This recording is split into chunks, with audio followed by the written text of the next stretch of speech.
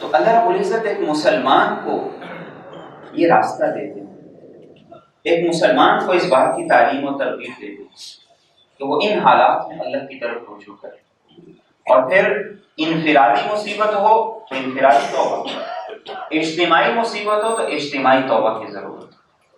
سب سے پہلی اجتماعی توبہ وہ اس روئے زمین پر حضرت آدم اور حضرت حوا نے کی۔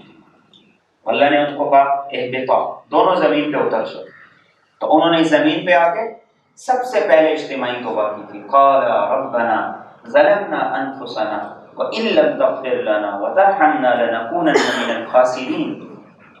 یہ اس روئے زمین کی پہلی اجتماعی توبہ کہ اللہ ہم نے اپنے آپ پر ظلم کیا۔ توبہ یہ ہے، استغفار یہ ہے، مجھے اس نے بہکا دیا، یہ توبہ نہیں، یہ دلیل ہے، یہ حجت ہے، میں اس وجہ سے نہیں کرتا، یہ توبہ نہیں، یہ ندامت نہیں۔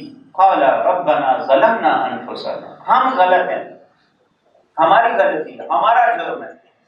وَإِن لَّمْ تَغْفِرْ لَنَا وَتَرْحَمْنَا لَنَكُونَنَّ مِنَ الْخَاسِرِينَ، اگر تو نے ہماری مغفرت نہ کی، ہماری بخشش نہ کی، تو بہت بڑا خسارہ ہو جائے۔ یہ توبہ کی کیفیت ہے۔ میں ذمہ دار نہیں، وہ ذمہ دار ہے۔ صوبائی حکومت کہتی ہے گورنمنٹ ذمہ دار، وفاقی حکومت ذمہ دار، وفاقی حکومت کہتی ہے صوبائی حکومت ذمہ دار ہے، ہم کہتے ہیں فلاں ذمہ دار ہے، فلاں ذمہ دار ہے۔ یہ توبہ نہیں، میں ذمہ دار ہوں، میں ذمہ دار ہوں، میں گناہ گار ہوں، میں خطا کار ہوں، میں عاصی ہوں، میں نافرمان ہوں۔ یہ کیفیت جب توبہ کے اندر ہوگی تو وہ توبہ ہے۔ زبان سے استغفر اللہ کرتے رہیں اور لوگوں کے اوپر انگلیاں اٹھاتے رہیں، یہ استغفار نہیں۔ کانوں کو ہاتھ لگاتے رہیں، توبہ کرتے رہیں اور اپنی اصلاح نہ کریں، یہ استغفار نہیں، یہ توبہ نہیں۔ اجتماعی توبہ کی ضرورت ہے۔ یونس علیہ السلام جب اپنی قوم کو چھوڑ کے چلے گئے اور انہوں نے اللہ کے عذاب کی نشانیاں دیکھ لیں، تو انہوں نے کہا کہ تو ہمارے نبی جو کہتے تھے کہ وہی عذاب، ابھی مسلمان نہیں ہوئے تھے۔ تو انہوں نے کہا کہ ایک ہی طریقہ، نکلو یہاں سے۔